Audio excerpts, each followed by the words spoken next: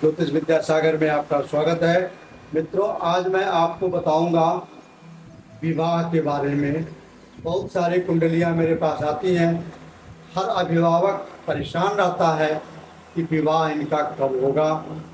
विवाह में पहले तो हम लेट देरी क्यों होती है वो मैं आपको बता दूं। जैसे एक कुंडली मैंने बनाई है विवाह, सूर्य बुध और शनि, ये मिथुन लगन की कुंडली है। इसमें सूर्य बुध और शनि बैठे हैं तो निश्चित है कि इनके विवाह में लेट होगा। और बृहस्पति की दृष्टि है सूर्य पे, इसलिए ये विच्छेद नहीं होगा। नहीं तो सूर्य जहाँ अकेला बैठता है अगर लगन में और सप्तम भाव में, तो विच्छेदक ग्रह है, वहाँ तलाक भी हो जाएंगे। तो लेकिन बुध भी साथ में है और शनि और सूर्य दोनों और बुध के साथ है, इसलिए विवाह में तलाक नहीं होगा, लेकिन विलंब जरूर होगा, क्योंकि ये सूर्य और शनि दोनों सप्तम भाव को देख रहे हैं। विवाह का जो कारक घर होता है वो सप्तम भाव होता है। मित्रों, यहाँ से विवाह देखते हैं। मंगल परिवार भाव में है, परिवार को छोटा ये रखेगा। अपने कर्क राशि में नीच का हो जाता है, नीच का मंगल बैठा है, तो इसका मतलब है कि ये परिवार को छोटा रखेगा। शुक्र केतु यहाँ बैठे हैं, पर शुक्र विवाह के कारक शुक्र होते हैं। हालांकि कुछ मामले में शुक्र तो 12वें घर में अच्छे माने जाते हैं, लेकिन विवाह के मामले में कोई भी ग्रह अगर विवाह से संबंधित ग्रह है तो 6, 8, 12 में अच्छे नहीं माना जाता। लेकिन फिर भी केवल शुक्र ही एक ऐसा ग्रह है कि जो 12वें घर में अच्छा माना जाता है। अच्छा, इनका विवाह लेट होगा। कुछ लोगों का कमेंट आया था कि विवाह के बारे में बताइए, बड़ी देरी हो रही है। तो अब एक दूसरा सूत्र ये है कि अगर मान लीजिए सप्तम भाव में दुस्वभाव राशि बैठी है तो वो भी विवाह को लेट करेगी।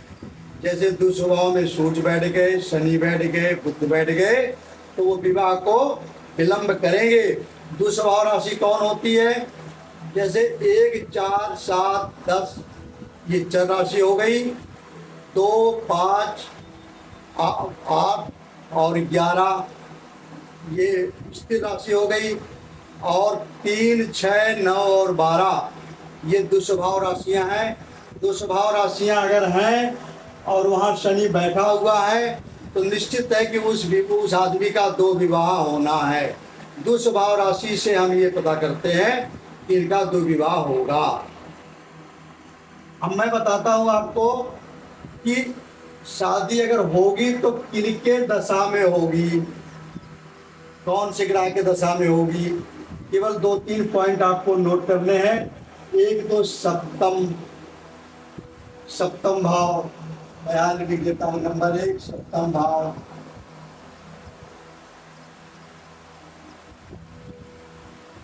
दूसरा सप्तमेश की दशा में। सप्तमेश कहाँ है? बृहस्पति जी नवम बैठे हैं, तो सप्तमेश की दशा में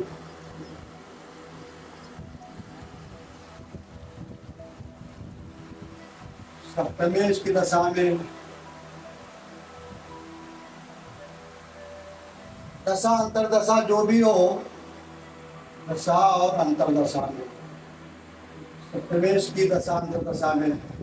तीसरा सप्तमेश के साथ बैठे ग्रह, सप्तमेश के साथ जो ग्रह बैठे हैं यहाँ, तो सप्तमेश का मतलब यह होता है कि सप्तम भाव का मालिक। यहाँ सप्तम में धनु राशि है जो दुस्वभाव है, इनके मालिक बृहस्पति जी नवम भाव में बैठे हैं, वो भी बकरी होके बैठे हैं। बकरी शुभ ग्रह बकरी अगर होता है कुंडली में तो भी विवाह को विलंब कराता है। अच्छा, चौथा हो गया सप्तम भाव में बैठे ग्रह। सप्तम भाव में बैठे ग्रह। अब इसकी सप्तम भाव से चार स्थितियां पैदा हो गई। एक तो सप्तम भाव में कोई ग्रह बैठा हो, तो सप्तम भाव में कोई ग्रह यहाँ नहीं बैठा है, और सप्तमेश बृहस्पति है। बृहस्पति की दशा में, महादशा में, अंतरदशा में सप्तमेश के साथ कोई ग्रह बैठा हो, तो इनके साथ कोई ग्रह नहीं बैठा है। दूसरा द्वादशेश।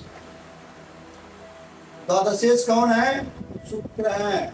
द्वादशेश यहाँ में वृषभ राशि है और इनके शुक्र देवता ही है, तो इसलिए ये शुक्र हो गए।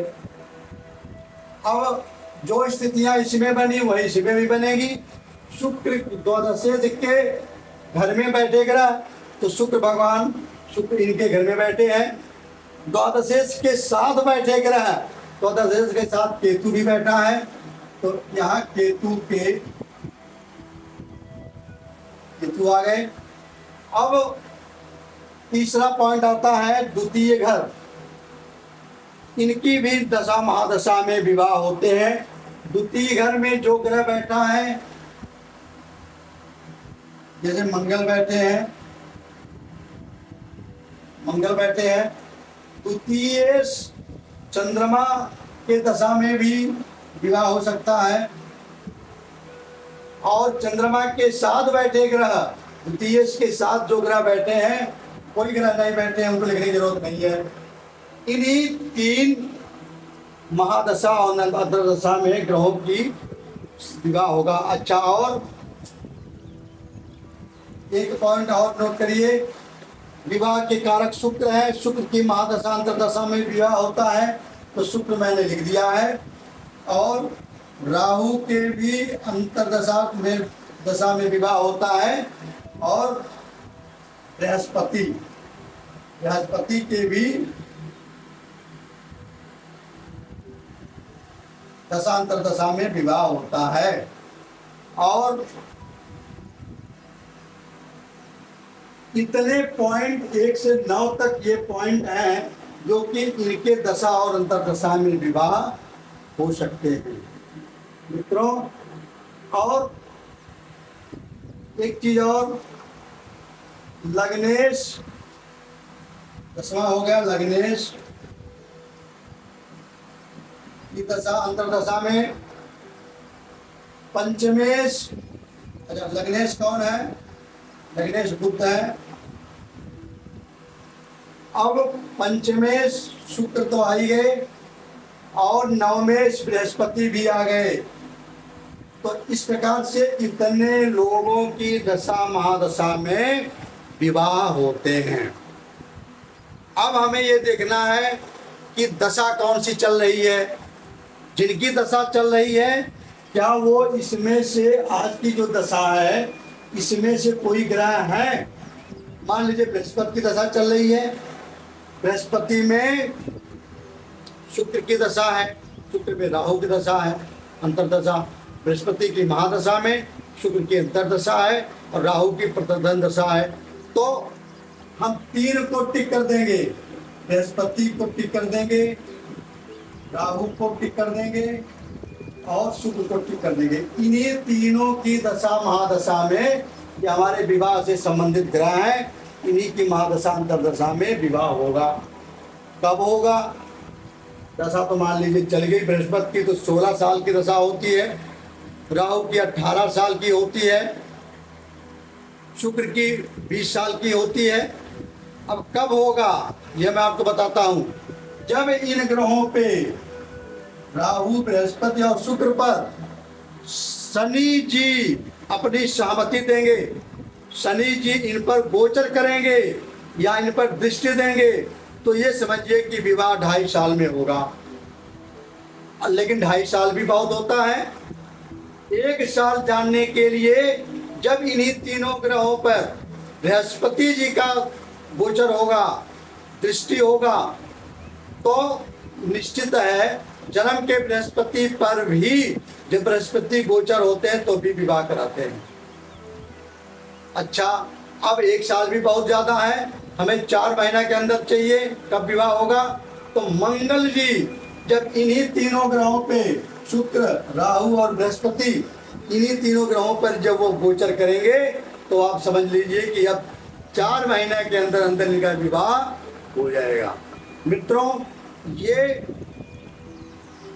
मैंने बहुत सारी ग्रंथों को पढ़ करके, जैसे मंत्रेश्वर जी की फल दीपिका है, पराशर जी की है,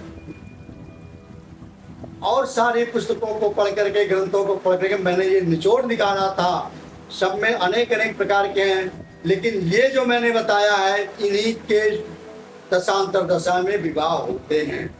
और 60 से 70% फलदीपिका में लिखा है कि 60 से 70%। To be continued.